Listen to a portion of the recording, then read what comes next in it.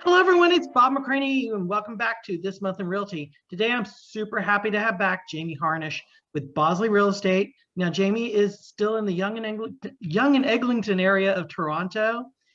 Jamie, take it away. Tell us about the market in Yonge and Eglinton. Don't worry, Bob.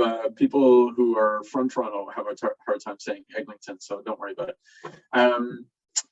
The market is still very challenging for buyers. I run stats at the beginning of every month for the previous month, right? So kind of taking a look at, and I focus on two things. So there's like the demand metrics, or metric, I should say, and the supply metric. And then that kind of hopefully gives me an idea as to like what it might look like in the near future and maybe in the not so distant future as well. And so the month of November had a very, very high sales to new listing ratio. That means that the number of properties that were sold and the number of properties that came onto the market is when it's a very high number as a percentage.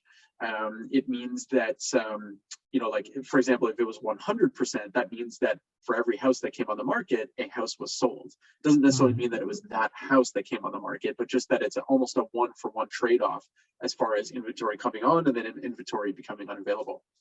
The sales to new listing ratio for two areas of Toronto, so like the core and then the area around it, were some of the highest that we've seen for the year, and definitely some of the highest that we've seen for previous Novembers. So it was a very robust market for sellers and certainly a challenging one for buyers.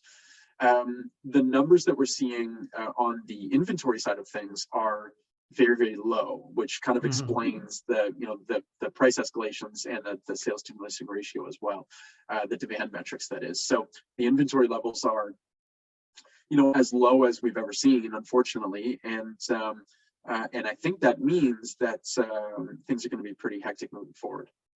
Okay, well, that leads to my next question. What do you think is going to happen in December?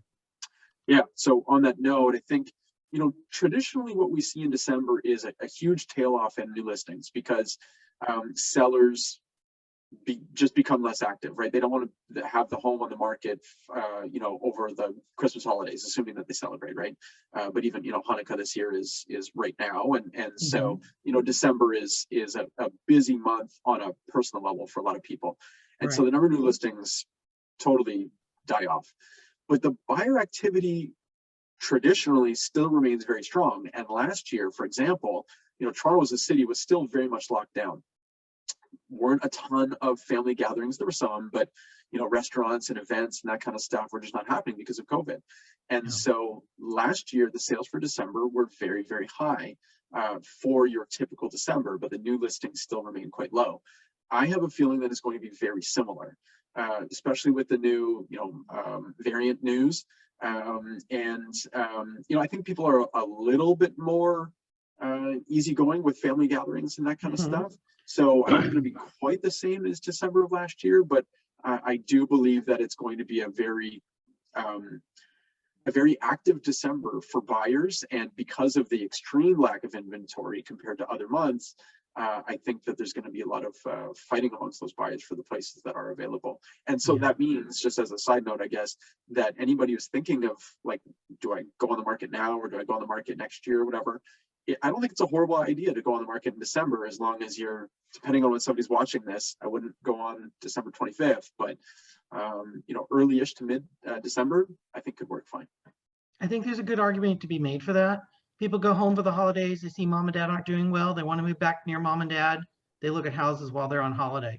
They go back home, they're nostalgic for growing up in this town, they go look at houses so that, while they're on holiday, they might move back. Or if mom and dad come to see them, mom and dad go, hey, let's live near the kids and the grandkids, let's go look at some houses while we're here. Being on the market is absolutely, I just think, important at the holidays. But that's me just jumping in there. What is your wish for 2022? What is your prediction for what 2022 is going to do? Good points, by the way, Bob, about the nostalgia and visiting home and stuff. I think that's very well said. I think rising interest rates are kind of looming, but the thought was that they're going to rise fairly early in Q1 of 2022. And Bank of Canada, whether they raise the rates or not is hard to say, because rising interest rates will kind of pull. I'm not an economist, but rising interest rates will kind of slow down the economy a little bit.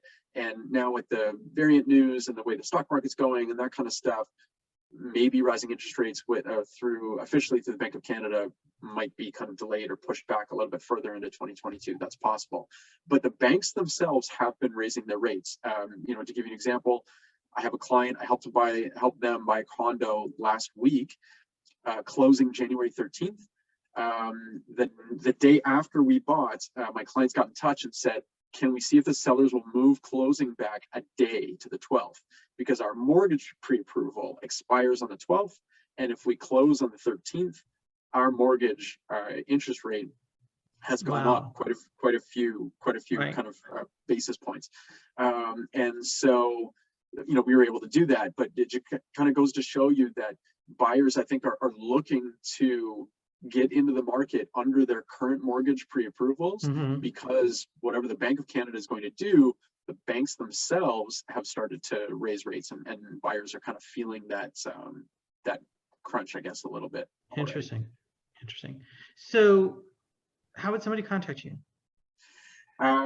So whatever platform they're watching this video, certainly can send me a DM or make a comment, and we can kind of take it from there.